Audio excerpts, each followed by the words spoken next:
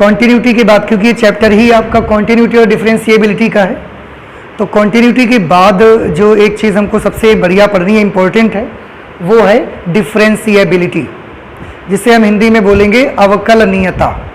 ठीक है, अवकलनीयता के लिए सबसे पहले तो मैं आपको ये बताना चाहूँगा कि किसी भी फलन के किसी बिंदु पर अगर अवकलज आप निकालेंगे तो वो कैसे ज्ञात किया करेंगे। इसको आपने क्लास 11th में भी थोड़ा बहुत सीखा हुआ है कि किसी भी फलन, कोई भी फंक्शन है हमारे पास, रियल फंक्शन, रियल मतलब वास्तविक फलन। वास्तविक फलन कौन से फलन को कहते हैं? जिसका डोमेन भी रियल हो और जिसका को डोमेन भी रियल हो, ऐसे फलन को हम बोलेंगे वास्तविक फलन।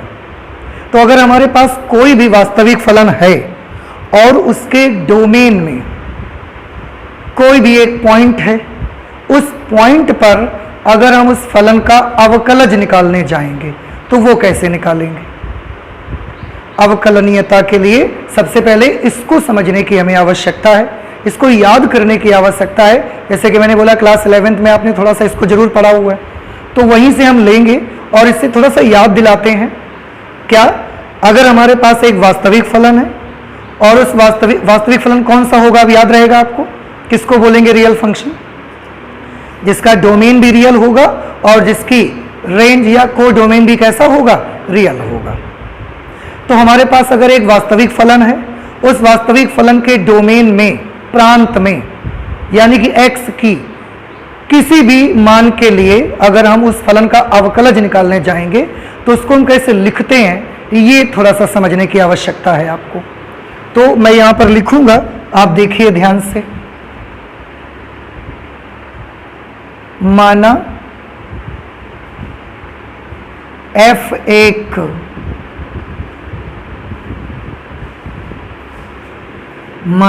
f1 वास्तविक फलन है तथा, और वास्तविक फलन है इसका मतलब अब आपको समझ में आ रहा है,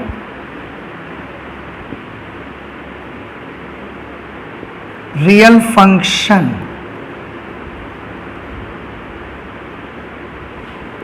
is that function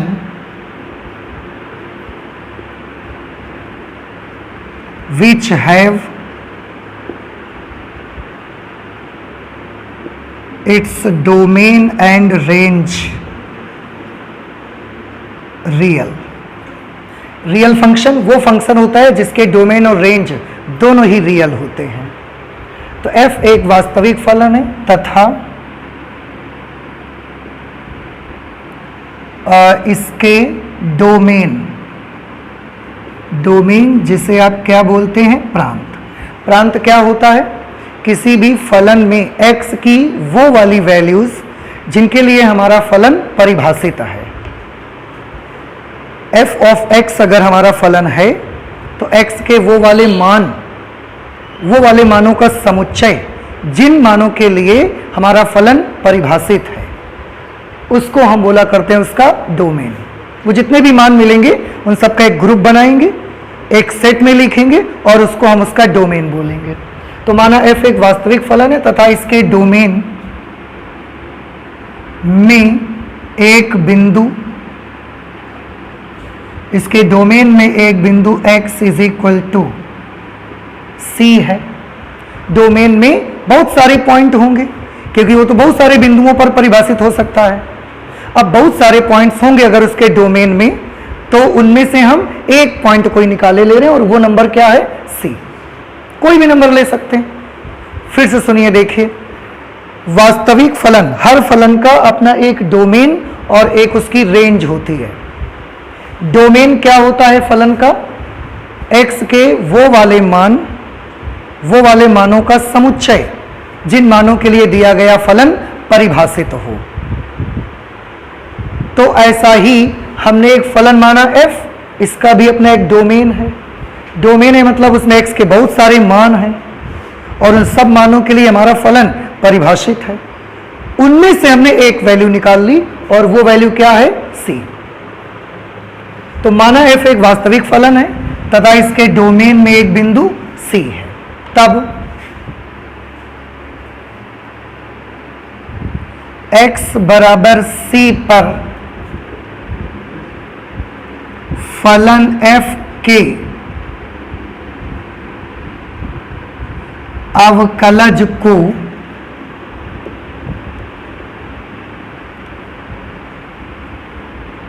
निम्न प्रकार से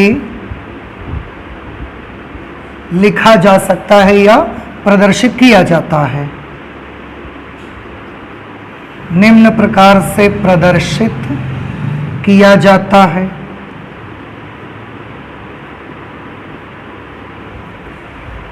कैसे प्रदर्शित करते हैं उसके लिए आपको याद होगा दो तरह से। एक तो हम f डैश c लिखेंगे। आप याद करें, अगर आपका फंक्शन होता तो f ऑफ x, तो इसका अवकलज कैसे लिखा जाता था? इसके अवकलज को लिखा जाता था f डैश x। याद आया? तो आपने सोच रहे होंगे कि यहां पर f डैश x क्यों नहीं लिखा? तो क्योंकि हम तो एक बिंदु c पर निकाल रहे हैं, तो x की जगह पर हम क्या लिखेंगे? c, f dash c। इसका एक दूसरा तरीका भी होता था, उससे भी हम इसको लिखते थे। कैसे? दूसरा तरीका ये होता था, limit x tends to c, f of x minus f of c upon x minus c। ये भी एक तरीका होता था हमारा, इससे भी हम इसको लिखा करते थे। तो ये दो मेथड हैं किसी भी फलन के किसी बिंदु c पर अवकलज को प्रदर्शित करने का। ये हमारा एक मेथड है। f डैश c से भी लिखा जा सकता है, ठीक है। और limit x tends to c, f of x minus f of c upon x minus c, ऐसे भी हम रिप्रेजेंट कर सकते हैं। तो ये तो हमने अभी आपको बताया। देखो, अभी अवकलनीयता की हम बात नहीं कर रहे हैं, अभी हम डिफरेंशिएबिलिटी की बात नहीं कर रहे हैं। हम सिर्फ ये बात कर रहे हैं कि फलन के अवकलज को आप लिखोगे कैसे।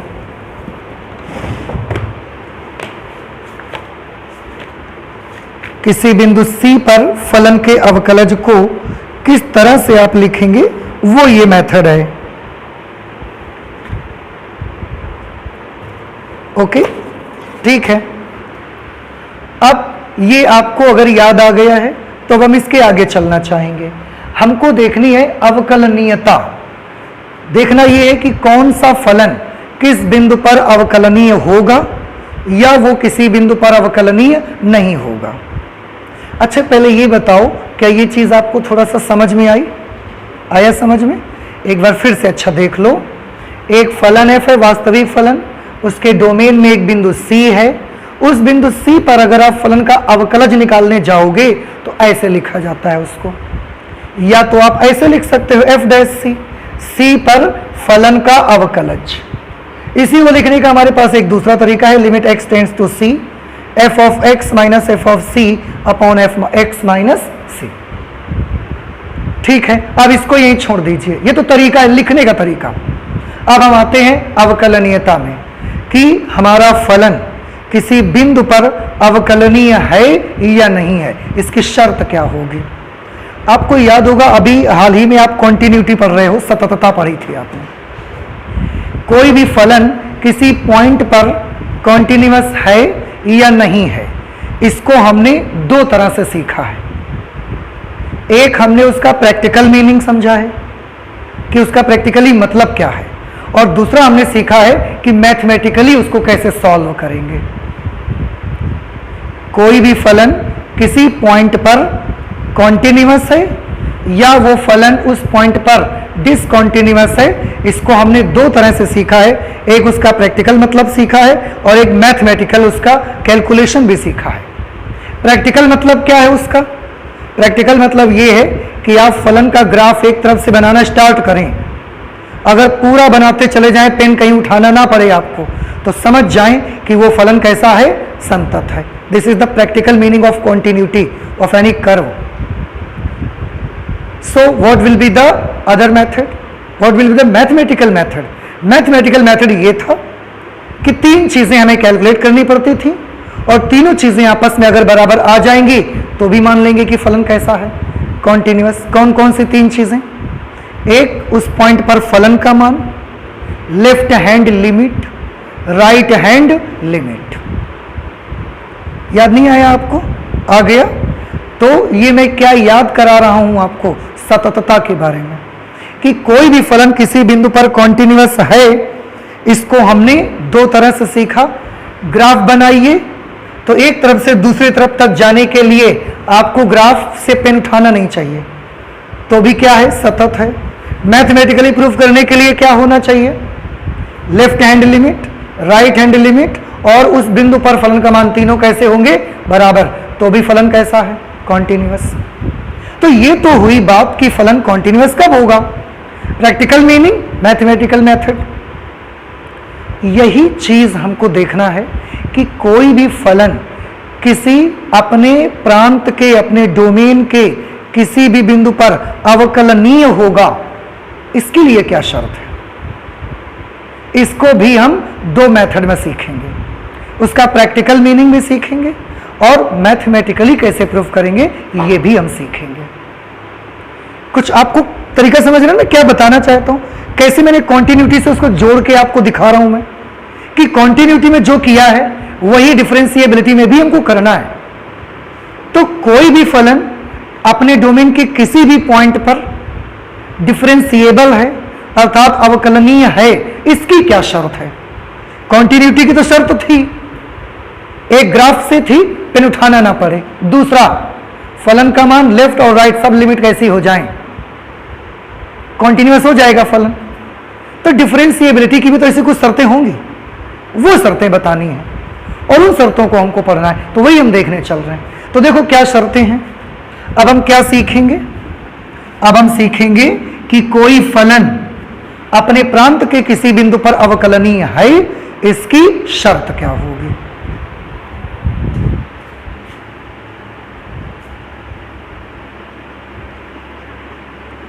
कोई फलन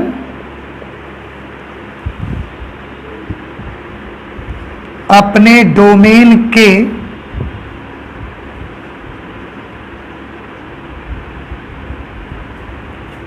किसी भी बिंदु पर, किसी भी बिंदु के लिए आप x इज इक्वल टू सी ले लो, किसी भी बिंदु x इज इक्वल टू सी पर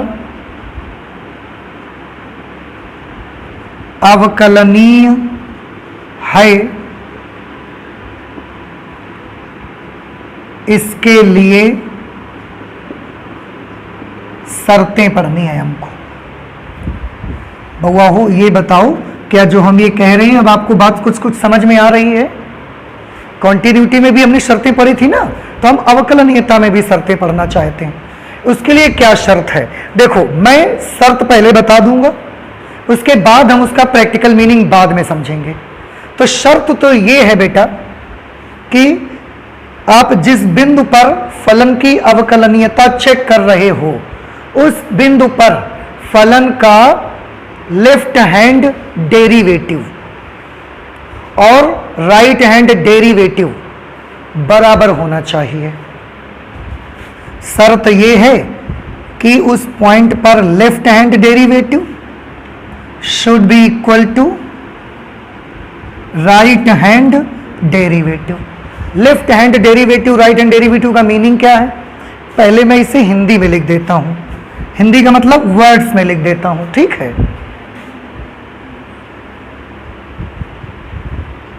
लेफ्ट हैंड डेरिवेटिव का मान राइट हैंड डेरिवेटिव के बराबर होना चाहिए। लेफ्ट हैंड डेरिवेटिव को कैसे लिखते हैं? LHD, और राइट हैंड डेरिवेटिव को कैसे लिखा जाता है? RH_D। समझ आ रहा है आपको? लेफ्ट हैंड डेरिवेटिव को हिंदी में बोलते हैं वाम पक्ष अवकलज, वाम पक्ष अवकलज, और राइट हैंड डेरिवेटिव को बोला जाता है दक्षिण पक्ष अवकलज। तो क्या आपको शर्त समझ में आई? अच्छा, कॉन्टिन्यूटी के लिए शर्त क्या थी? Left hand limit, right hand limit और उसी पॉइंट पर फलन का मान, तीन चीजें बराबर होनी चाहिए थी। अवकलनीयता के लिए तीन चीजों को बराबर होने की आवश्यकता नहीं है। अवकलनीयता के लिए कितनी चीजें बराबर हो? बस दो चीजें, एक वाम पक्ष अवकलज लेफ्ट हैंड डेरिवेटिव, एक दक्षिण पक्ष अवकलज right hand derivative.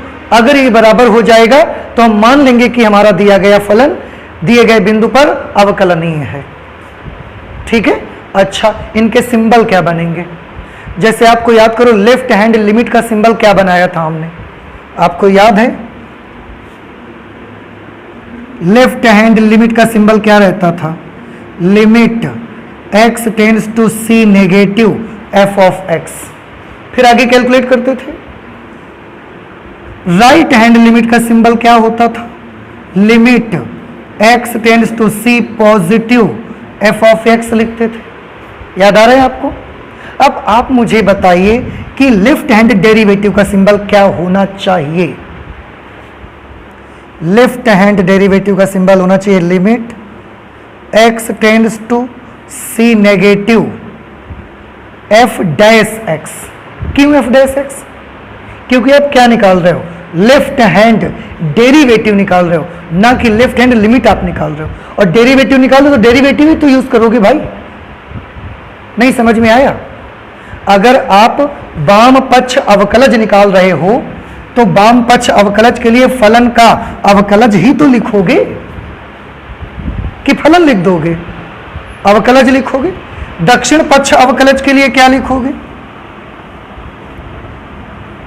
Limit x tends to c positive f dash of x।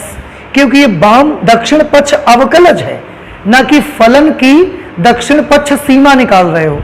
इसका मतलब था फलन की लेफ्ट हैंड लिमिट, फलन की राइट हैंड लिमिट, इसका मतलब है लेफ्ट हैंड डेरिवेटिव। तो फलन का नहीं, f डैश x यहां पर मुझे नोट करना पड़ेगा, क्योंकि आप वाम पक्ष अवकलज और दक्षिण पक्ष अवकलज निकाल रहे हो।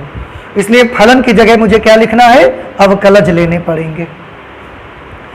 तो जब भी वाम पक्ष अवकलज निकालोगे C पर ये सिंबल होगा, दक्षिण पक्ष अवकलज निकालने जाओगे ये सिंबल होगा। और इन दोनों के मान आपस में कैसे रहने चाहिए? इन दोनों के मान आपस में बराबर रहने चाहिए। ठीक है। इनके मान कैसे निकाले जाएंगे? ये भी तो अभी थोड़ी सी प्रॉब्लमेटिक चीज है कि इनका मान हम निकालेंगे कैसे। तो मैं इसको अलग सॉल्व करके आपको दिखा रहा हूं और इसको अलग करके दिखाऊंगा। आप ध्यान से देखिएगा। क्या मैं इसको यहां पर करके दिखा दूं आपको? इस जगह पर समझ जाएंगे ना आप? तो देखिए, left hand derivative, left hand derivative को हमने क्या लिखा है? Limit x tends to c negative f dash x is equal to. ठीक। अब आप देखिए, f x tends to c negative, जब आप लेफ्ट हैंड लिमिट निकालते थे इसके जस्ट बाद की स्टेप क्या लिखते थे आप? इसके जस्ट बाद की स्टेप लिखते थे limit h tends to 0 f of c minus h। याद आया आपको? तो इसमें इसके जस्ट बाद की स्टेप क्या लिखी जाए? Limit h tends to 0 f dash of c minus h। नहीं समझ में आया? आ रहा है? अच्छा, अब limit h tends to 0 f dash c minus h। इस f डैश c की ये वैल्यू है। f dash c minus h का मान क्या होगा?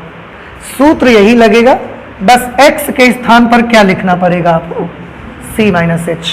याद आ रहा है आपको? तो सूत्र यही लगेगा, x के स्थान पर c माइनस h लगा देंगे हम। तो हम लिखेंगे f of c minus h minus f of c। बाकी सब वही लिखा रहेंगे। x की जगह पर फिर क्या लिखा जाएगा? c minus h minus c। अब आप देखिए, प्लस c से माइनस c कैंसिल हो गया। क्या बचा? बच गया limit h tends to 0 f of c minus h minus f of c upon minus h। ये लेफ्ट हैंड डेरिवेटिव आ गया। तो लेफ्ट हैंड डेरिवेटिव का सिंबल ये है, लेकिन लेफ्ट हैंड डेरिवेटिव को कैलकुलेट करने के लिए वो चीज निकालनी पड़ा करेगी आपको। Limit h tends to 0 f of c minus h minus f of c upon minus h। तो जब भी आपसे बोला जाए कि इस फलन के इस बिंदु पर लेफ्ट हैंड डेरिवेटिव निकालो, आप उस पर वो निकाल लेना, हल कर देना। ठीक है। राइट हैंड डेरिवेटिव कैसे निकालोगे? Same procedure. Right hand derivative limit x tends to c positive f dash of x is equal to. इसके नेक्स्ट स्टेप बताइए क्या लिखे हैं? Limit h tends to 0 f dash of, very good, c plus h। अब f dash c plus h का मान तो यही से आएगा, बस x की जगह पर क्या लिखना रहेगा आपको? c plus h। तो limit h tends to 0 f of c plus h minus f of c upon x की जगह पर क्या लिखेंगे? c plus h minus c, plus c से माइनस c कैंसिल हो गया। Limit h tends to 0 f of c plus h minus f of c upon h। ये आ गया राइट हैंड डेरिवेटिव।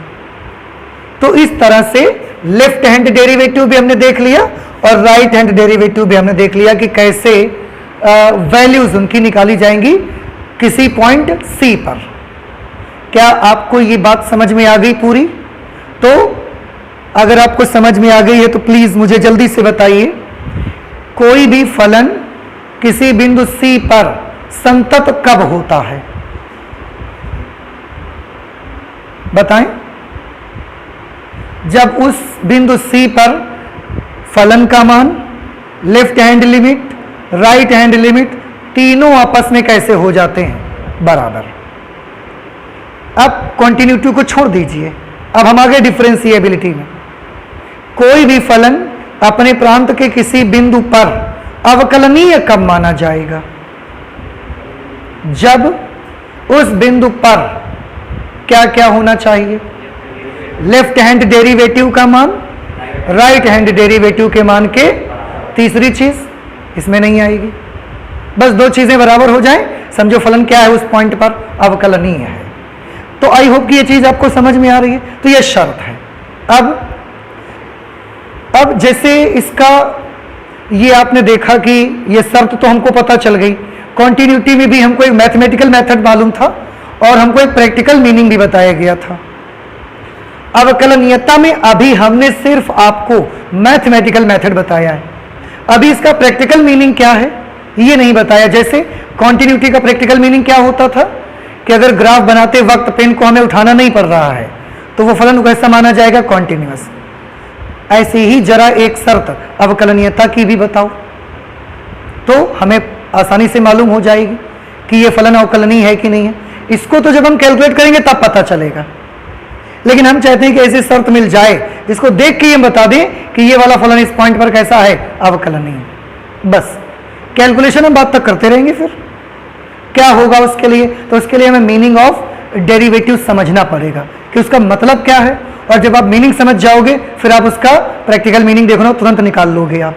तो एक काम करो, इसको नोट कर लो, इसके बाद हम समझते हैं what is the meaning of derivative, meaning of differentiation, मतलब है क्या आखिरकार। ये जो हम कर रहे हैं ये सब क्या कर रहे हैं ये हम सीखते हैं। प्लीज आप जल्दी से नोट कर लीजिए इसे। डिफरेंशिएशन का मीनिंग सीखना चाहते हैं कि आखिरकार मीनिंग क्या है उसका। ठीक है, देखो इसको मैं आपको ऐसे समझाता हूं, एक कर्व लेकर मैं आपको समझाऊंगा, आप जरा गौर से देखिएगा बेटा। मान लिया कि ये हमारे पास इधर की तरफ हम x ले रहे हैं और इस तरफ हम y जिसे आप f ऑफ x भी कहा करते हो, याद है ना आपको, संबंध एवं फलन में हमने पढ़ा था कि fx फलन को ही क्या बोल देते हैं, y भी आप बोल सकते हैं। कोई भी कर्व आप बना लीजिए, हमने ये एक कर्व बना लिया इस पर ऐसा, suppose this is the curve which is y is equal to fx, ये एक कर्व है। x की वैल्यूज क्या है, इसकी डोमेन, y की वैल्यूज क्या है, उसकी रेंज। ठीक है, इसकी डोमेन में हमने कोई भी एक पॉइंट मान लिया c, कोई भी एक पॉइंट c मान लिया। अगर c माना है तो इसके संगत y की वैल्यू क्या होगी, ये c। तो क्या आप मुझे इस पॉइंट का कोऑर्डिनेट बता सकते हैं, निर्देशांक क्या होगा, बता सकते हैं तो बताइए जल्दी से। किसी बिंदु का निर्देशांक कैसे निर्धारित होता है, x अक्ष पर चली गई दूरी, कॉमा y अक्ष पर चली गई दूरी। तो अगर इस बिंदु का ये पॉइंट C है तो x अक्ष पर कितना डिस्टेंस हम चले हैं, C,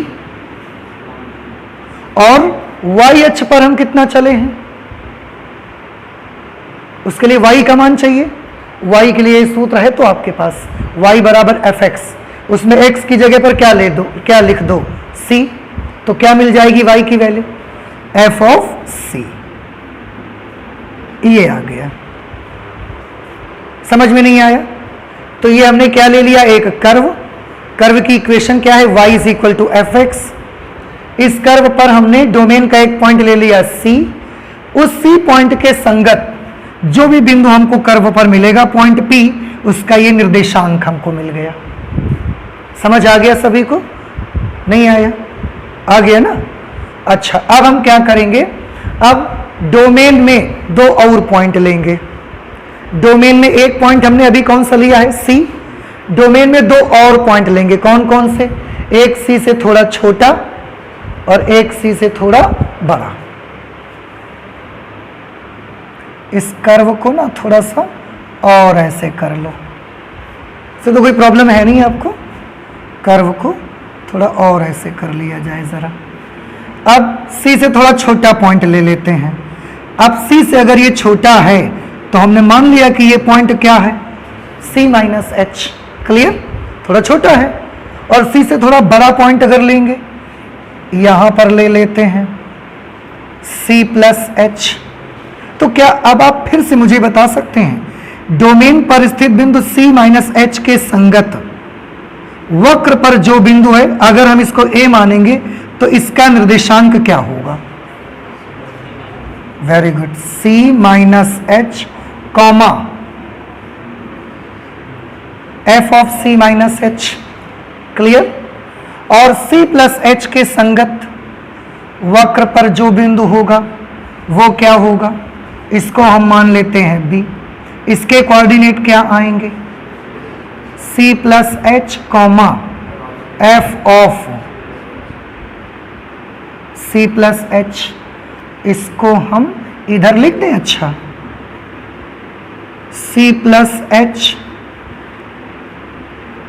comma f of C plus H. इतने में कोई डाउट है बताइए। अच्छा, अभी तक तो कोई डाउट नहीं है। आप कर क्या रहे हो एक्चुअली, नहीं मालूम, लिखा तो है। हम लोग डिफरेंशिएशन का मीनिंग समझने जा रहे हैं। हमने अवकलनीयता की गणितीय शर्त समझ ली है। जैसे सततता में एक मैथमेटिकल मेथड होता था, एक ग्राफिकल होता था। डिफरेंशिएबिलिटी में भी एक मैथमेटिकल है और एक ग्राफिकल है। तो डिफरेंशिएबिलिटी की मैथमेटिकल पोर्शन हम समझ चुके हैं कि मैथमेटिकली अगर कोई दिखाना चाहे कि पॉइंट पर ये वक्र डिफरेंशिएबल है तो उसके लिए left hand derivative right hand derivative के बराबर ला के दिखा दे, हो जाएगा सीधे। लेकिन उसका मीनिंग क्या है, वो मीनिंग समझने चल रहे हैं, उसके लिए ये सब जतन करने जा रहे हैं। ठीक है, अब गौर करिए, ये ए, पी और बी, ये पूरा कर्व है। अगर हम ए से पी को मिला दें, ये ऐसा कर्व है ना, अगर ए से पी को हम पूरा ऐसा मिला दें एक सीधी रेखा, तो ये ए पी इस कर्व की क्या मानी जाएगी, जीवा, कॉर्ड। अब हम ए पी जीवा की प्रवणता निकालना चाहते हैं, उसकी ढाल निकालना चाहते हैं। बताइए कितना आएगा ढाल?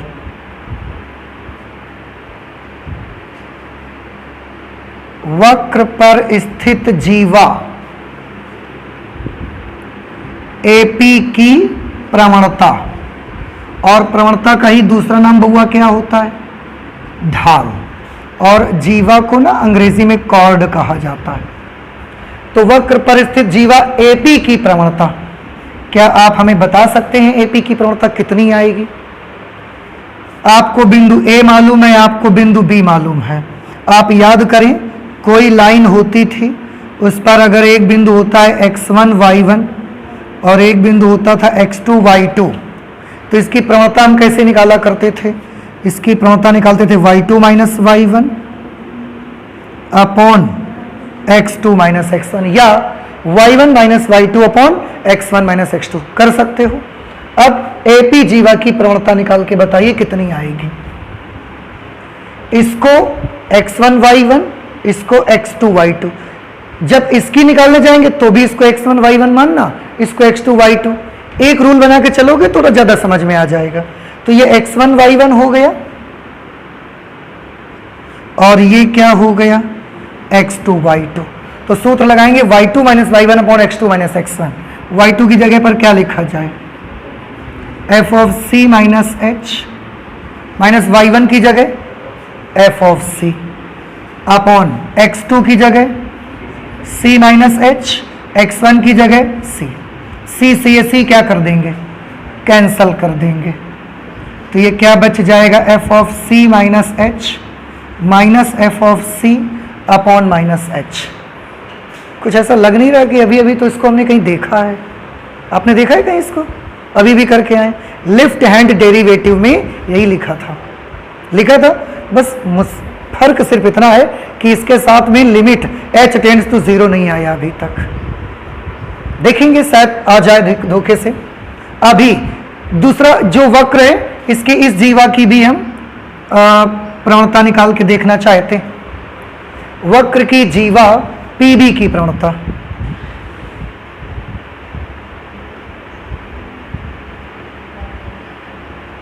वक्र पर स्थित जीवा पीबी की प्रवणता, जिसे आप ढाल भी कहोगे। बताइए इसकी प्रवणता बताइए कैसे निकाली जाए? ये x1 y1 है, ये x2 y2 मान लेंगे हम। फॉर्मूला y2 माइनस y1, बोलिए क्या लिखा जाए? इसको थोड़ा सा ना नीचे से लिख देते हैं। f of c plus h minus f of c upon c plus h minus c। फिर से c से c कैंसल हो जाएगा। f of c plus h minus f of c upon h। ये आ गई जीवा बीपी की प्रवणता। और ऐसी ही चीज लगभग हमने राइट हैंड डेरिवेटिव में देखी हुई है, ठीक है। लेकिन अभी इनको मतलब समझ में नहीं आया। देखो, अब हम एक काम करना चाहते हैं, थोड़ा गौर से देखिएगा। अभी आप जो जीवा एपी और जीवा बीपी आप देख रहे हो, ये जीवाएं कैसी हैं? थोड़ा ध्यान दीजिए। यहाँ पर ये जीवाएं ऐसी हैं कि ये है जीवा एपी और फिर ये है जीवा पीबी। ऐसी तो हैं। केवल जीवा को निकाल के हम रखेंगे और सब छोड़ दीजिए। अब आप देख रहे हैं दोनों के बीच कुछ एंगल है, या ये दोनों बिल्कुल स्ट्रेट लाइन बन गए? एंगल है। अभी स्ट्रेट लाइन तो नहीं बने ये दोनों। क्लियर? अब एक छोटा सा काम आपको करना है। क्या? आपने C से एक छोटा बिंदु लिया था और C से एक बड़ा बिंदु लिया था, यही तो किया था आपने। हम एक काम कर देते हैं, आपने C से जब छोटा लिया इतनी दूर आके लिया, आपने C से बड़ा लिया तो इतनी दूर जाके लिया। हम C के बहुत नजदीक रहना चाहते हैं, बहुत नजदीक रहना चाहते हैं, ज्यादा दूर इधर या ज्यादा दूर उधर नहीं जाना चाहते हैं। मतलब H को हम कैसा लेना चाहते हैं? बहुत छोटा, इतना छोटा कि लगभग ये 0 को अप्रोच करने लगे। इतना छोटा H लेना चाहते हैं। भाई आपका H इतना बड़ा है ना, तभी तो C माइनस H यहाँ खिसक के आ गया। H इतना बड़ा है तभी तो C प्लस H उधर खिसक के चला गया। तो अभी आपने H बहुत बड़ा बड़ा माना हुआ है। अगर हम ये मान लें कि हमारा H बहुत छोटा सा नंबर है, इतना छोटा है कि करीब करीब जीरो को ही अप्रोच करता है, करीब करीब जीरो के ही बराबर है, उस वक्त ये जीवाओं का हाल क्या होगा उसको हम समझना चाहते हैं, उसको देखना चाहते हैं। तो कहां पर पॉइंट लेंगे फिर उस वक्त? यहां पर। ये क्या होगा उस समय? C माइनस H, और उस समय ये क्या होगा? C plus H। तो ये कब हो सकता है? माना H अत्यंत सूक्ष्म। कितना सूक्ष्म? कि H टेंड्स टू 0 हो जाए, इतना छोटा। माना H अत्यंत सूक्ष्म है, तब H अत्यंत सूक्ष्म है तब आप देखो उस वक्त जीवा AP की प्रवणता कितनी आ जाएगी? जीवा AP की प्रवणता, अब ध्यान से देखिएगा, उस समय ये जो C माइनस H और F of C minus H है ना, ये बिंदु बउआ यहां पर आ जाएगा। गौर से देखिए, ये पॉइंट इस जगह पर आ जाएगा, दिख रहा है ये कर्व पर पॉइंट आपको, और ये वाला पॉइंट C प्लस H वाला कहां पर आ जाएगा? इस जगह पर आ जाएगा। ठीक, अब प्रवणता कितनी होगी? H टेंड्स टू 0 पर, यही तो निकालोगे, AP की प्रवणता ये आई है, और अब उसमें H टेंड्स टू क्या लगा लिया हमने? 0। तो हमको क्या लिखना पड़ेगा बताओ? Limit H tends to 0 F of C minus H minus F of C upon minus H। तो अगर H अत्यंत सूक्ष्म होगा, इतना कि वो 0 को अप्रोच करे, उस समय AP की प्रवणता इतने के बराबर आ जाएगी। तथा BP की प्रवणता कितने के बराबर आ जाएगी? उस वक्त BP की प्रवणता का क्या होगा बताएं? ये BP की प्रवणता है, इसमें भी लिमिट आप यूज कर लो। Limit H tends to 0 F of C plus H minus F of C upon H। तो अगर H टेंड्स टू 0 होगा, H 0 को अप्रोच करेगा, उस वक्त AP की प्रवणता इससे लिखी जाएगी और BP की प्रवणता इससे लिखी जाएगी। समझ आ रही है? अच्छा, एक चीज और बताइए, पहले जब हमने C माइनस H इतनी दूर, C प्लस H इतनी दूर लिया था, तो ये AP थी और ये BP थी। दोनों, आपको क्या लगता है, इन दोनों की प्रवणता बराबर होनी चाहिए या बराबर नहीं होनी चाहिए? प्रवणता क्या होती है? ढाल। तो क्या दोनों का ढाल बराबर आना चाहिए था कि बराबर नहीं आना चाहिए था? बराबर नहीं आना चाहिए था। क्यों बराबर आएगा? ये ऐसे झुका हुआ है AP, ये ऐसे झुका हुआ है। इसको अगर मैं बनाऊंगा तो x अक्ष के साथ अलग कोण बनेगा, इसका मैं बनाऊंगा तो x अक्ष के साथ कुछ अलग कोण आएगा। तो दोनों का ढाल बराबर क्यों आएगा? दोनों का ढाल बराबर नहीं आएगा। नहीं समझ में आई बात हमारी आपको? इस स्थिति में जब आपने इसको दूर और इसको दूर लिया था, क्या दोनों का ढाल बराबर होना चाहिए था? AP की प्रवणता और BP की प्रवणता, ये दोनों बराबर नहीं हो सकते, क्योंकि अगर आप इसको बढ़ाओगे आगे की तरफ, इसको आप आगे बढ़ा दो, बाई चांस ये हमारा x अक्ष है, ये हमारा x अक्ष है, इसको हमने बढ़ा दिया तो ये लाइन x अक्ष के साथ इतना एंगल बना रही है, और अगर इसको हमने बढ़ा दिया तो ये x अक्ष के साथ इतना एंगल बना रही है। तो दोनों की ढाल सेम है कि दोनों की ढाल अलग अलग है? क्योंकि दोनों धन x अक्ष से अलग अलग कोण बनाते हैं, तो दोनों की ढाल अलग अलग है। कब? जब हमने दूर माना था। अब देखो, यहां पर मान लिया तो ये पॉइंट यहां आ गया A वाला, और ये जो B इतनी दूर था वो B यहां पर आ गया। अब फिर से जीवाएं बनाओ, AP और BP मिलाइए, ये A बन गया है अब, और ये अब B हो गया है। अब हमने AP मिलाया ऐसे, दिख रही है AP आपको? ठीक है, और हमने BP मिला दिया। अब आप बताइए एपी और बीपी आपको कैसी दिख रही हैं? क्या अभी भी ऐसी दिख रही हैं या अब आपको एपी और बीपी ऐसी बिल्कुल सीधी दिखने लगी हैं? देख लो आप कैसी दिखने लगी हैं। अभी भी आपको ऐसी ही दिख रही हैं या एपी जीवा और बीपी जीवा अब बिल्कुल सीधी दिखने लगी हैं? आपको सीधी दिखने लगी हैं, दिखने लगी सीधी। और सीधी दिखने लगी इसका मतलब ये पूरी क्या बन गई? एक स्ट्रेट लाइन बन गई। और अगर ये स्ट्रेट लाइन बन गई तो इसके इन दो बिंदुओं से निकाली गई प्रवणता का मान, इन दो बिंदुओं से निकाली गई प्रवणता के मान के कैसा होना चाहिए? बराबर होना चाहिए। तो अगर h बहुत छोटा होगा उस समय AP की प्रवणता और BP की प्रवणताएं आपस में कैसी आनी चाहिए? बराबर आनी चाहिए। और ये मैंने जबरदस्ती नहीं किया, आप खुद देखिए चित्र में जरा कि जब तक ये पॉइंट इससे दूर हैं तब तक आपको AP ऐसा और BP ऐसा दिखता है। कैसा? मैं आपको दिखाता हूं, ध्यान दीजिए। AP ऐसे दिखता है आपको और BP ऐसा दिखता है। They are not in straight line. लेकिन जब हमने H बहुत छोटा कर दिया, इतना जरा जरा सब अंतर केवल लिया, तो ये यहां पर आ गया और B पॉइंट यहां पर आ गया। उसके बाद जब हम AP को मिलाते हैं और BP को मिलाते हैं, दोनों जीवाएं खींचते हैं, तो हम देखते हैं AP और BP मिला के पूरा एक लाइन बन गई है। पहले ऐसे थे, अब कैसे दिखते हैं? अब ये ऐसा दिखते हैं। तो ये पूरी क्या बन गई? एक स्ट्रेट लाइन। और पूरी स्ट्रेट लाइन पर चाहे जितने बिंदु स्थित हों, अलग अलग बिंदुओं से अगर प्रवणता निकाली जाए तो प्रवणता तो हर जगह सेम आनी चाहिए ना उसकी।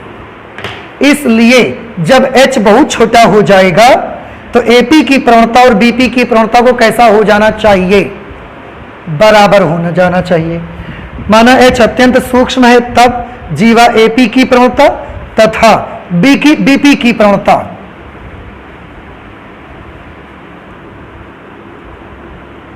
दोनों कैसे होने चाहिए बताइए? दोनों परस्पर समान होने चाहिए।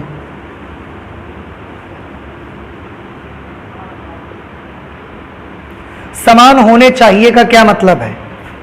समान होने चाहिए का ये मतलब है, मैं इसको हटा दे रहा हूं, इसकी जरूरत नहीं है हमको। समान होने चाहिए का ये मतलब है कि इसकी वैल्यू इसके बराबर होनी चाहिए। इसकी वैल्यू क्या है? Limit h tends to 0 f of c minus h minus f of c upon minus h should be equal to limit h tends to 0 f of c plus h minus f of c upon h। ये दोनों ही आपस में बराबर होने चाहिए। तो अब आप ये बताएं क्या ये चीज आपको समझ में आई? लेकिन ऐसा कब हो सकता है? जब H अत्यंत सूक्ष्म होगा, इतना सूक्ष्म कि वो सीधे सीधे 0 को ही अप्रोच कर रहा होगा, मतलब लगभग 0 के ही अगल बगल का नंबर होगा। उस समय ये इसके बराबर आ जाएगा। और इसी को तो हमने क्या नाम रखा है? अब आप याद करिए, लेफ्ट हैंड डेरिवेटिव, और उसका नाम हमने क्या रखा है? Right hand derivative. Left hand derivative, right hand derivative. और यही तो हमने शर्त पढ़ी थी अभी। शर्त पढ़ी थी कि नहीं पढ़ी थी हमने अभी? तो ये शर्त है, अगर एक फलन किसी बिंदु पर अवकलनीय है या अवकलज के लिए ये कंडीशन होती है। अब आप सोच रहे होंगे लेकिन प्रैक्टिकल मीनिंग अभी भी समझ में नहीं आया हमको। ये तो आपने मैथमेटिकल शर्त निकाल के हमको दिखा दी। What will be the practical meaning? जैसा कॉन्टिन्यूटी के लिए एक प्रैक्टिकल मीनिंग था कि ग्राफ में एक जगह से हम स्टार्ट करें तो मुझे पेन उठाना मत पड़े, क्या ऐसा इसका कोई मीनिंग है? ऐसा इसका मीनिंग है। कैसे? देखो ध्यान से। जब आपने AP और BP को मिलाया तो आपको नहीं लगता अगर इसको पूरा आगे बढ़ा दो ऐसे, इसको पूरा पीछे बढ़ा दो ऐसे, तो हम देख रहे हैं कि ये पॉइंट P जो कि पहले ऐसा तिकोना बना हुआ था, नोक निकली हुई थी इस पे, अब वो बिल्कुल कैसा हो चुका है? फ्लैट हो चुका है। या दूसरे शब्दों में हम ये कह सकते हैं कि वक्र के उस पॉइंट पर ये क्या बन गई है? स्पर्श रेखा। वक्र के उस पॉइंट पर ये क्या बन चुकी है? स्पर्श रेखा। देख लो ना आप इसे। नहीं समझ में आया? अरे स्पर्श रेखा कैसी होती है बेटा? ये ऐसे वक्र है इस पॉइंट पर टेंजेंट कैसे खींचते हैं? तो स्पर्श रेखा होती है। तो ऐसी लाइन तो वहां दिखने लगी है, अब आपको दिख रही है। इसका मतलब यह हुआ कि अगर left hand derivative right hand derivative के बराबर हो जाएगा, अर्थात एपी की प्रवणता बीपी की प्रवणता के बराबर हो जाएगी, अर्थात एपी बी एक लाइन में आ जाएंगे, तीनों बिंदु ए पी और बी तीनों पॉइंट एक लाइन में आ जाएंगे। लाइन में आ जाएंगे तो इनसे होकर हम एक लाइन खींच सकते हैं, और वो लाइन उस वक्र के बिंदु पी पर क्या कही जाएगी? स्पर्शी या स्पर्श रेखा आप कह सकते हैं। स्पर्शी को अंग्रेजी में टेंजेंट बोला जाता है। स्पर्शी को इंग्लिश में क्या बोलेंगे? टेंजेंट बोलेंगे। अब आप अगर इतनी चीज समझ गए तो आप प्रैक्टिकल मीनिंग आपको समझ में आ जाना चाहिए। अब आप मुझे ये बताइए, जब तक ये ऐसा था, जब तक ये ऐसा था, तब तक क्या यहां पर कोई स्पर्श रेखा खींच सकते थे आप? एक कर्व ऐसा बना है, क्या इस पॉइंट पर स्पर्श रेखा खींच सकते हैं आप? जहां पर वक्र की नोक होगी उसका शार्प कॉर्नर होगा, इसको शार्प कॉर्नर बोलते हैं, तीखी नोक।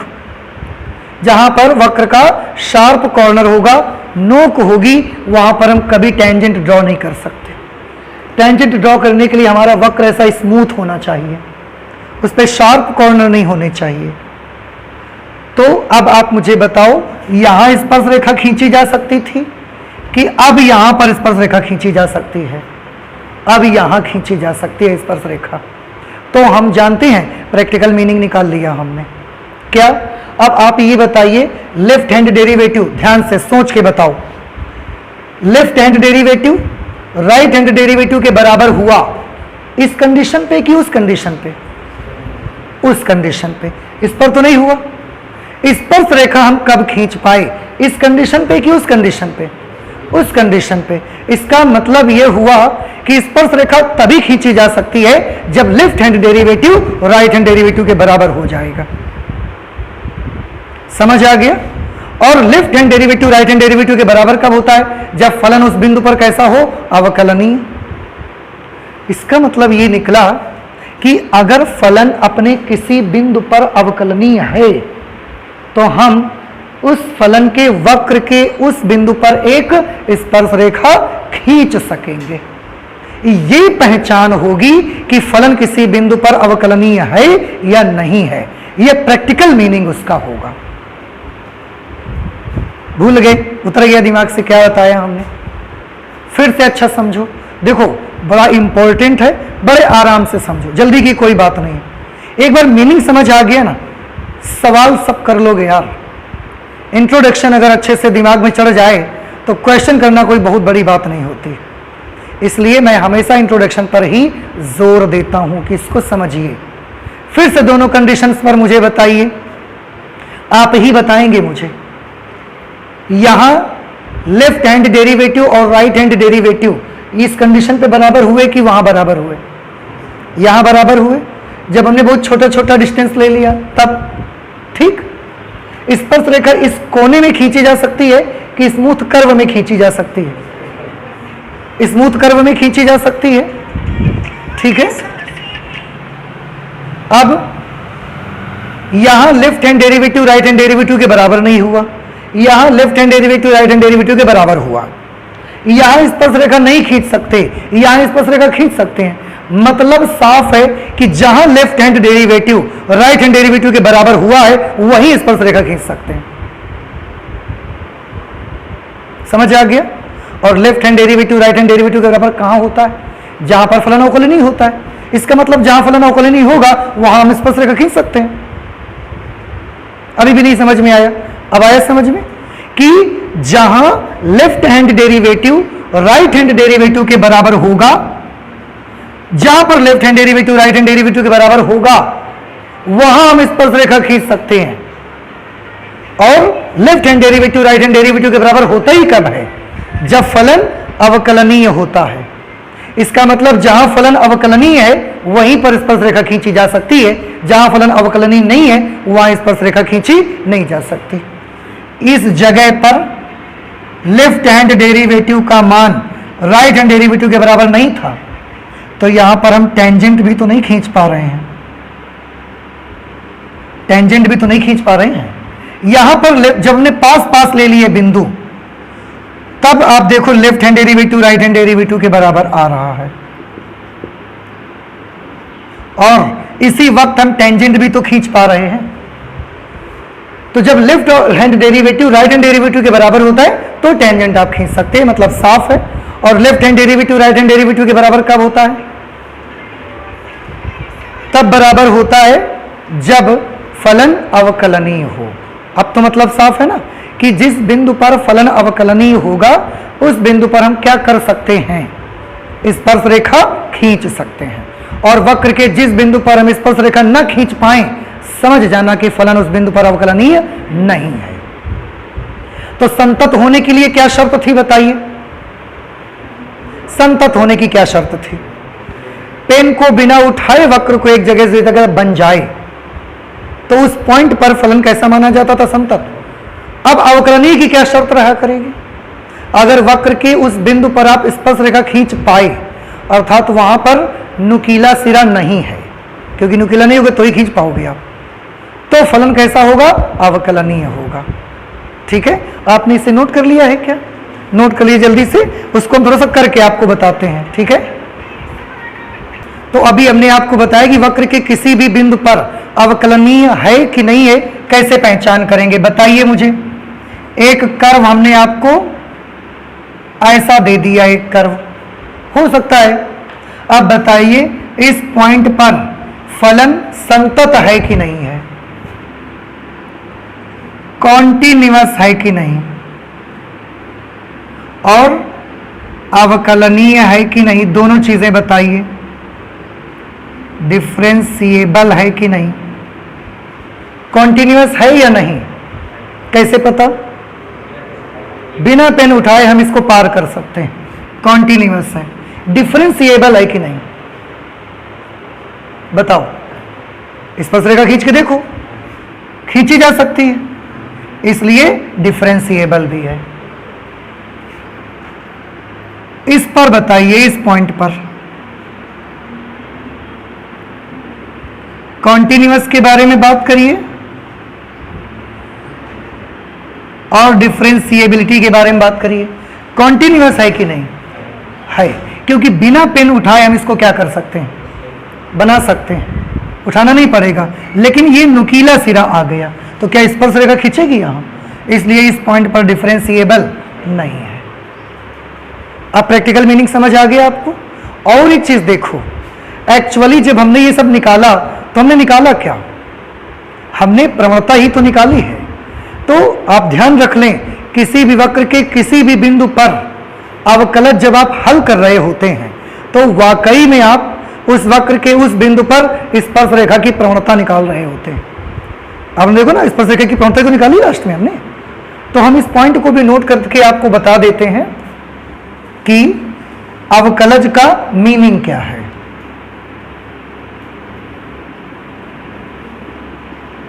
वास्तव में जब हम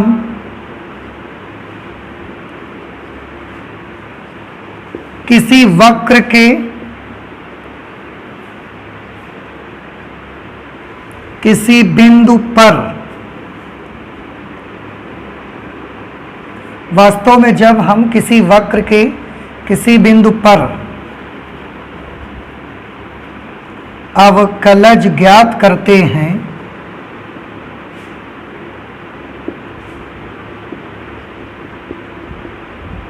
तो हम उस वक्र के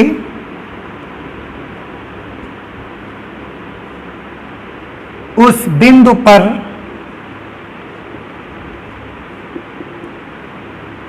खींची गई स्पर्श रेखा की प्रवणता ज्ञात कर रहे होते हैं।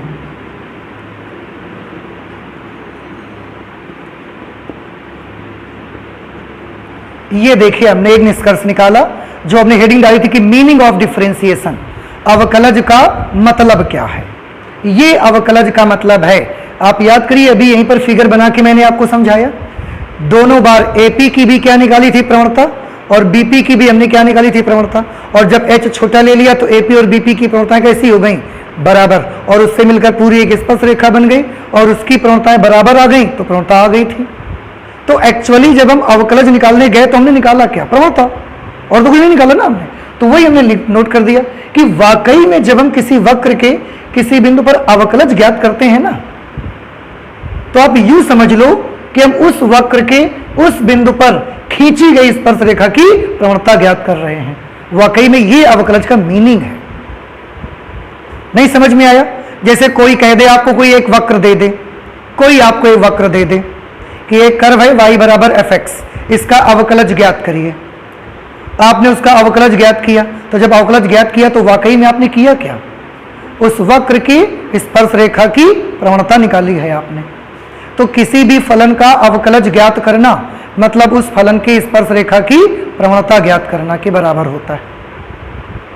ये उसका मीनिंग है।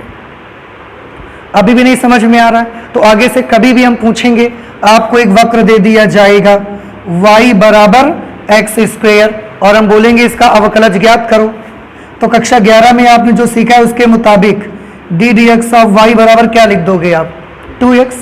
आपने इसका क्या निकाला, अवकलज। अगर आपने इसका अवकलज निकाला तो वाकई में आपने क्या किया, आपने वक्र का स्पर्श रेखा की प्रवणता निकाली है। वक्र के किसी भी बिंदु पर स्पर्श रेखा की प्रवणता निकाली है आपने। ये अवकलज का मीनिंग है।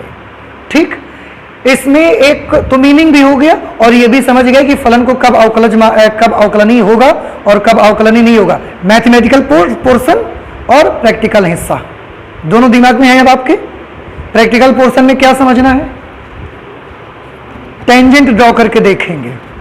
अगर स्पर्श रेखा खिंच गई तो अवकलनीय उस बिंदु पर, नहीं खिंच पाई तो नॉट डिफरेंशिएबल। एक थ्योरम है यहां पर छोटी सी, उसको भी कर लेते हैं जरा हम लोग। थ्योरम ये है कि कोई भी फलन अगर किसी बिंदु पर अवकलनीय है तो वह उस बिंदु पर संतत भी होता है। देखो ये है फलन, यदि फलन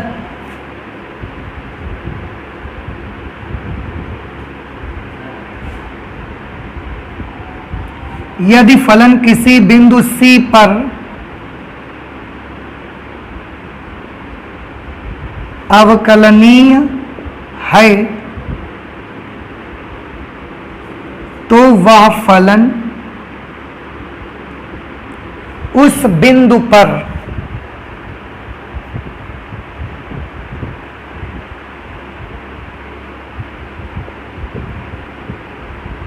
संतत भी होता है। अब देखो कितनी अच्छी थ्योरम है, आपको क्या बताना चाहते हैं इस पे। उन्होंने बोला कि अगर कोई भी फलन आपके पास ऐसा है जो किसी बिंदु C पर कैसा है, अवकलनीय, तो आप समझ ही जाओ कि वो फलन फिर उस बिंदु पर कैसा होगा, संतत भी होगा। मतलब अवकलनीय है तो संतत होने की गारंटी आपको मिल गई। लेकिन अगर कोई फलन कहीं संतत है तो उस बिंदु पर वो अवकलनीय होगा, ये जरूरी नहीं है। देखो दोनों को समझने की कोशिश करो। कोई फलन किसी पॉइंट पर अगर अवकलनीय है तो वो उस पॉइंट पर कैसा होगा, संतत। लेकिन अगर कोई फलन किसी पॉइंट पर संतत है तो वो फलन उस पॉइंट पर अवकलनीय भी होगा, ये कहना मुश्किल है। देखो यहां अवकलनीय है तो संतत है, पर यहां संतत है लेकिन अवकलनीय तो नहीं है ना। तो वही हमने थ्योरम लिखी कि यदि फलन किसी बिंदु C पर अवकलनीय हो तो आप समझ जाना कि फलन उस बिंदु पर कैसा होगा, संतत भी होगा। लेकिन इसका उल्टा सही नहीं रहता। उल्टा सही नहीं होगा मतलब संतत होने पर अवकलनीय होगा, ये आवश्यक नहीं है। हम चाहें तो इसको प्रूफ भी करके दिखा सकते हैं। आपको कैसे इसे प्रूफ करके देख सकते हैं हम लोग, इसको हम ऐसे प्रूफ करके देख सकते हैं। आपने अभी अभी एक फॉर्मूला देखा था, we know that f dash c is equal to, क्या लिखा था आपने इधर, limit x tends to c f of x minus f of c upon x minus c. अवकलज का यही तो सिंबल बना था हमारा। अब आप ध्यान से देखिएगा, हमको ये प्रूव करना है कि अगर कोई फलन अवकलनीय है सी पर तो वो फलन संतत भी होगा। गौर कीजिए। अब इसको हम छोड़ देते हैं, ये तो हमने बता दिया कि ये हम जानते हैं, जरूरत पड़ेगी हम इसको बीच में ले लेंगे कहीं पर। अब हमने स्टार्ट कहां से किया, तो हम स्टार्ट कर रहे हैं f of x minus f of c से। हमने ये ले लिया सीधे, ये हम जानते हैं, इसको हमने यही रोक दिया। अब हम f of x minus f of c से स्टार्ट कर रहे हैं, इसको छोड़ दिया। यहां से हम इसमें एक काम करना चाहते हैं, x माइनस सी से हम डिवाइड करेंगे और x माइनस सी से हम क्या कर देंगे, भाग। x माइनस सी से भाग करेंगे और x माइनस सी से गुणा भी कर देंगे। ठीक है। अब दोनों पक्षों में हम लिमिट ले लेते हैं, जरा ध्यान से देखिएगा।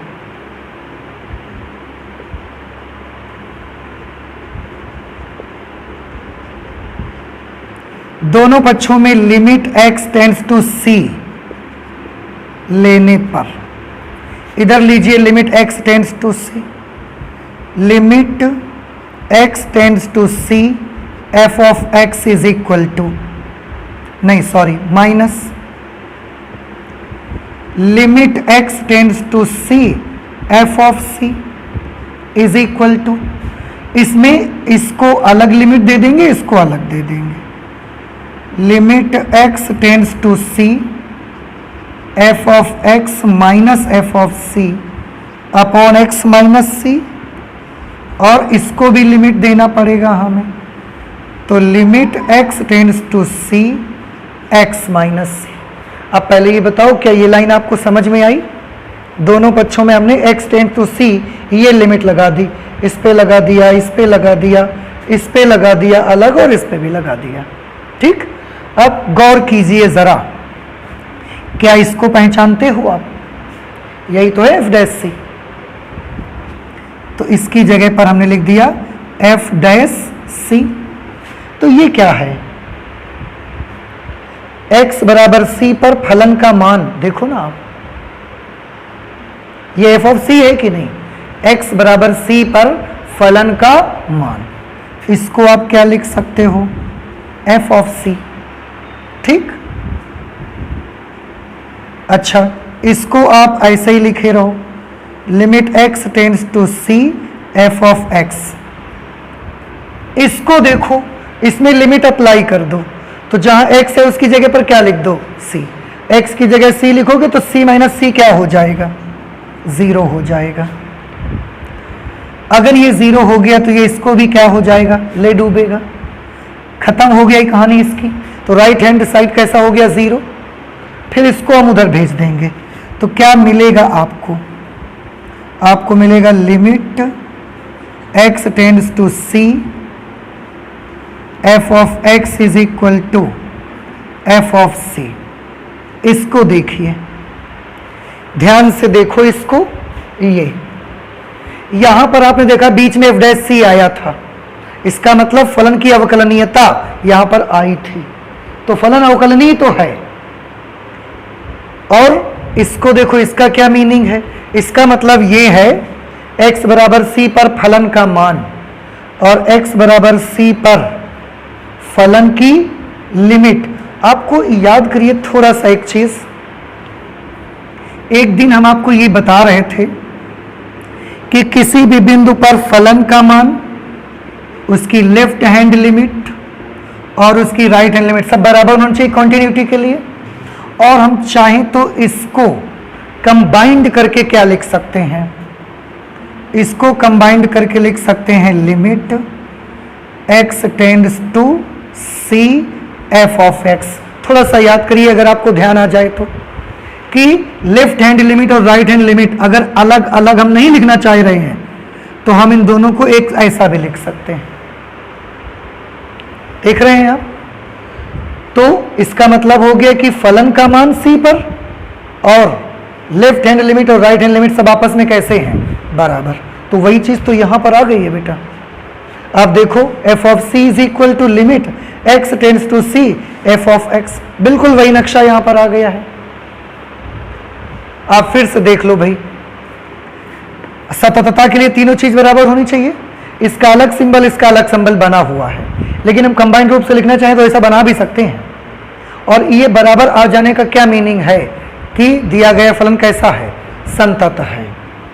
इसको देखो, ये भी तो वही चीज आई है, इसलिए दिया गया फलन कैसा फलन है, संतत है। तो अवकलनीयता की शर्त बीच में आई थी। इसका मतलब अगर कोई फलन किसी बिंदु C पर अवकलनीय है तो वो उस बिंदु पर कैसा होगा, संतत भी होगा। लेकिन किसी बिंदु पर संतत है तो वो उस बिंदु पर अवकलनीय होगा, ये सत्य नहीं होगा, ये जरूरी नहीं है। मैं इसको यहां पर लिखे दे रहा हूं इस बात को।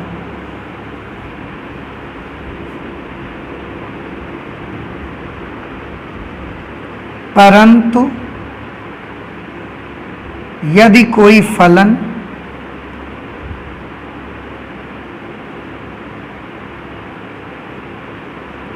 किसी बिंदु पर संतत है तो वह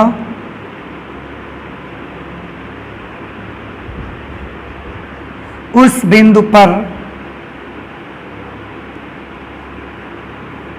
अवकलनीय होगा यह आवश्यक नहीं है।